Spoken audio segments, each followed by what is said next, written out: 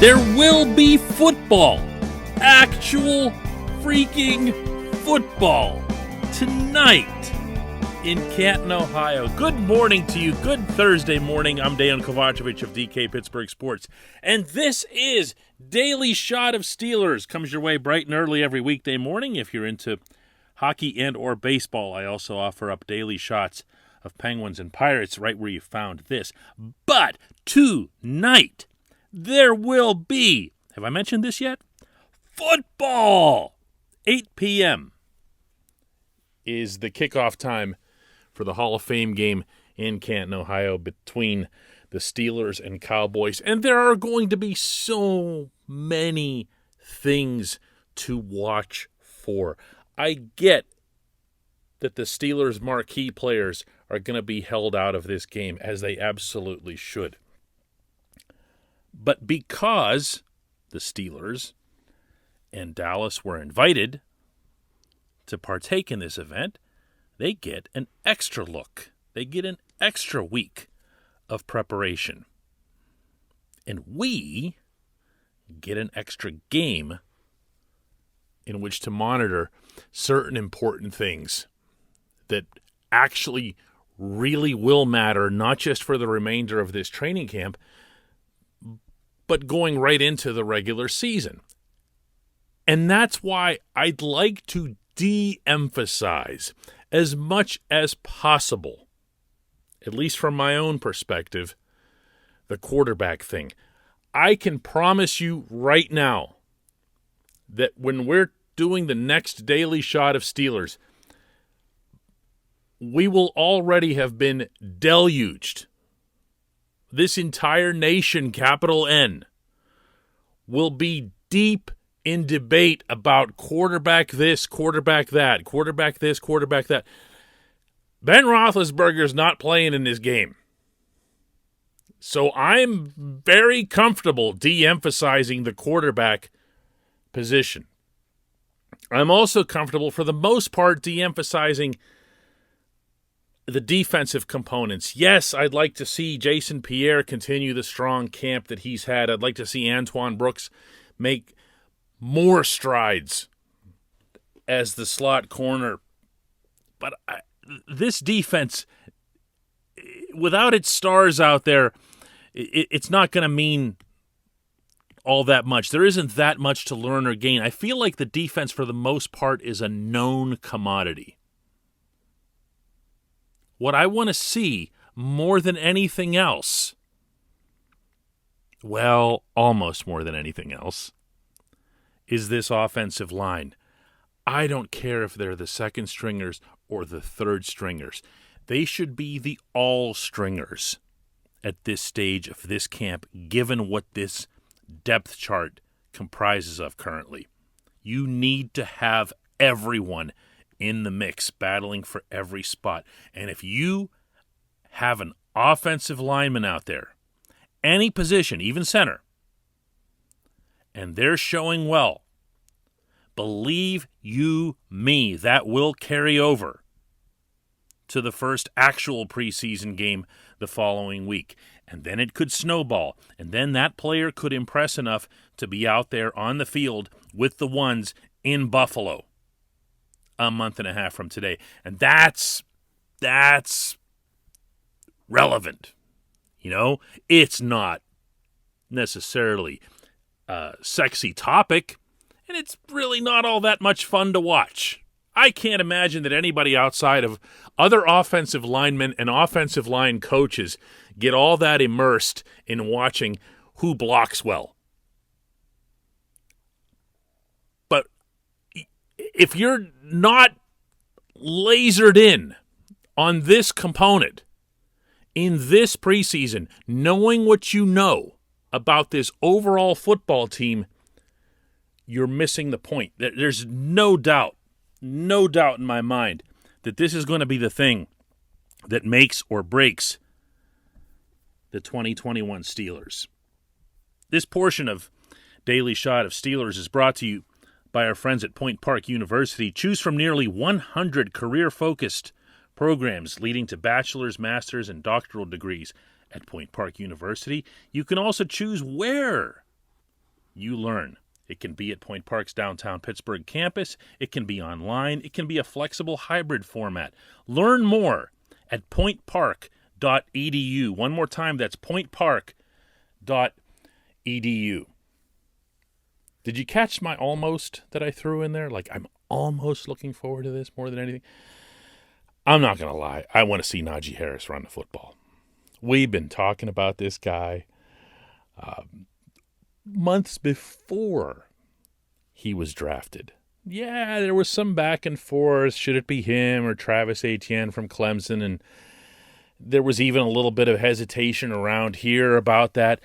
Never, apparently, in the Steelers' minds. And once that had kind of made its way out, I think more people around here started to pay closer attention to Harris's film and really fall for the guy. Well, then he comes here, rookie camp, OTAs, mini camp, training camp, and he just keeps getting the raves and earning those raves again and again and again. He is that talented. He is that confident. And he is that driven. None of that should have come as a surprise, and I'm sure that it doesn't for people who followed his lifetime of football, particularly his career at Alabama. But for those of us who didn't or couldn't, seeing him here has felt like a big validation, not just of the pick, but of the faith that he could be something, here comes that word, special. And you want to see that. You want to see it in action. You want to see it in motion. You want to see what it looks like in actual football. You want to see, something more than running around cones and other drills and everything else that we've all been paying as much attention to as we can in these camp settings. This is different. He's going to be taking a football, and he's going to be running a football into a group of dudes wearing Dallas uniforms. It's going to look like something. The only thing I'll advise in advance, and I never tell people how to feel or what to do or whatever, it's literally advice. Be very, very mindful of the other thing I mentioned when it comes to Najee, and that's the offensive line. If you're seeing that he's not doing well, if you're seeing that he's getting stunted at the line or thrown for losses or just not moving anywhere, and the running game kind of looks like it did, all of 2020, think first about the offensive line. That doesn't mean it'll always be their fault. But the default should be that this kid's going to make the most of any hole he gets. But if he doesn't get holes, it's going to be pretty rough. I hate to keep condensing everything about this camp and this team selection process to a single thing, but it really is that. And I think it's now doubly so because of the various injuries or whatever it is that has Kevin Dotson on the outs. It's not even on the field at once. Like, you don't even get a chance to see what it's like and to hope that, hey, they've got 5-6 weeks. They can figure it all out. We don't know that. We don't know how many weeks they'll have. We don't even know who it's going to be. And more than anything, tonight's game is going to begin to show that, possibly, unfortunately, in the form of people being maybe unfairly cynical about the running back. Don't let that happen. This guy's the real deal. Watch the line. When we come back, just one question.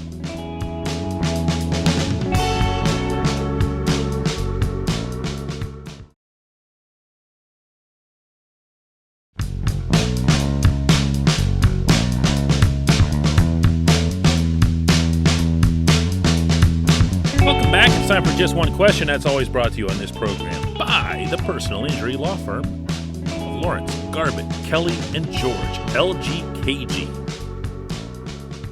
They assist people who've been hurt in accidents, who filed for workers' comp or medical malpractice. The attorneys at LGKG have been designated super lawyers, capital S, capital L, for the past 15 consecutive years. That is a designation that's reserved for the top 5% of all attorneys in Western Pennsylvania. Check them out at lgkg.com. Today's question comes from John, who asks, is there any discernible advantage to having this extra preseason game? Do the coaches and players see the Hall of Fame game as a nuisance, or do they see it as another opportunity to make an impact and or coach more concrete evaluations? John, the coaches love having this thing. The players hate having this thing, okay? Like, I could cut off my answer right there. Picture one of them at 100 and the other at 0. That's where it is. I shouldn't say all of the players, because the players who are on the fringe welcome every opportunity, every additional opportunity to show what they can do. The ones who are somewhere between getting a job on an NFL practice squad or bagging groceries, they're really excited about the Hall of Fame game, okay? The coaches are ecstatic over the opportunity.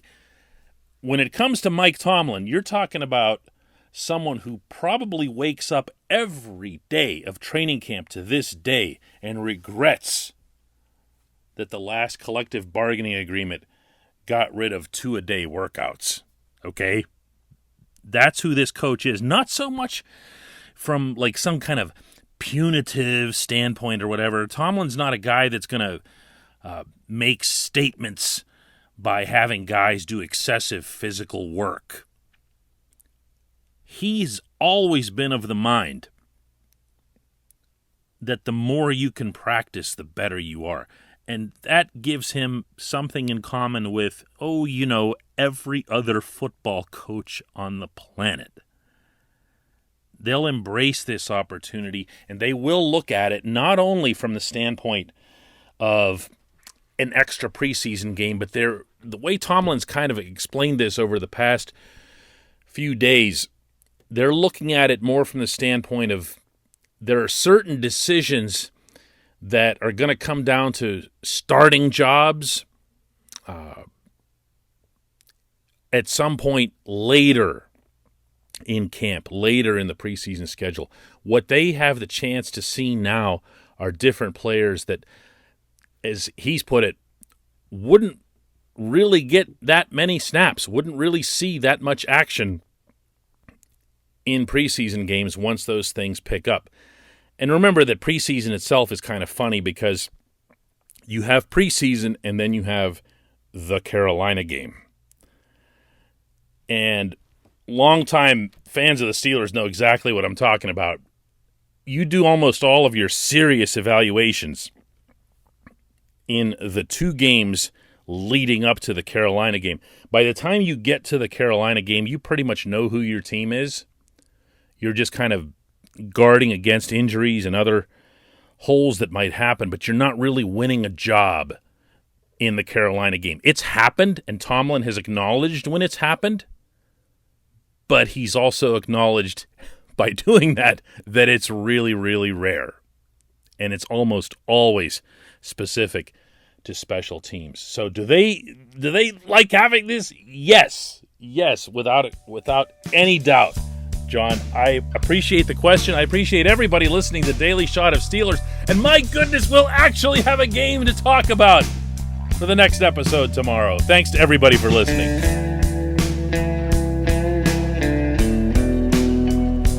Hey everybody, thanks for listening. Please subscribe to our DK Pittsburgh Sports channel, and don't forget to hit the bell to get notified every time we post a new video or podcast.